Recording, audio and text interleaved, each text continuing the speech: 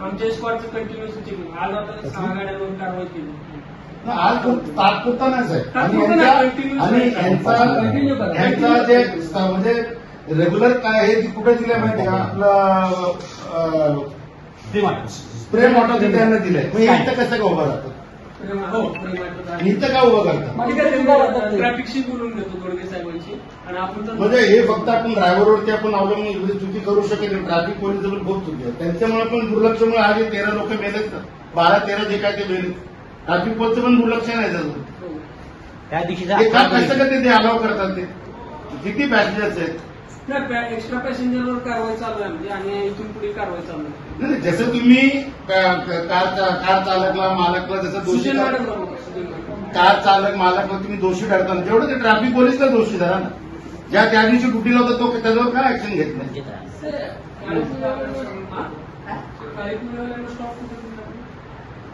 प्रेम वाटत की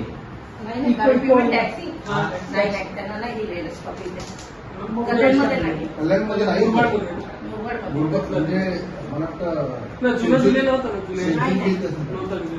म्हणजे प्रेम मॉडेल पण नाही.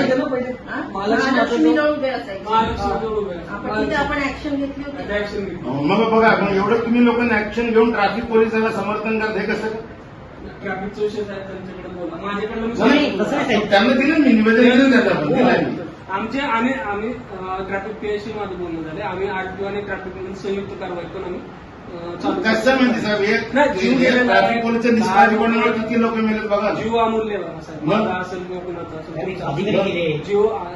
अधिकारी त्या एका कुटुंबात एक स्टोरी माहिती नाही साहेब तुम्हाला माहिती बायचं माहिती आहे पूर्ण ना माहिती साहेब मी तिथंच होतो.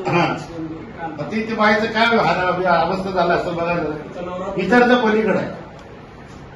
ठीक आहे सर तुम्हाला कारवाई करून तुम्हाला दिसेल रिझल्ट.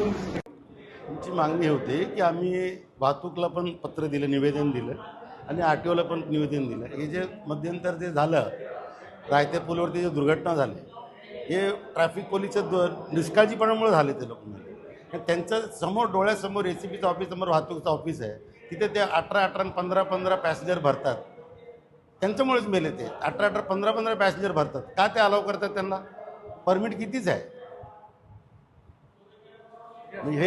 हे लोक हे यांची हप्ता घेणं देणं चालतं आहे. आज आम्ही निवेदन दिलं आहे रायता पूलवरती दुर्घटना झाल्या त्या संदर्भात आम्ही वाहतूक आणि आरटीओला निवेदन दिलं आहे की त्या जे कोण अधिकारी असेल त्यांच्यावरती कारवाई करायला पाहिजे. तुम्ही आणि वाहतूक ऑफिस समोरच गाड्या भरतात ते कसं का भरतात त्यांना माहिती नसावा का.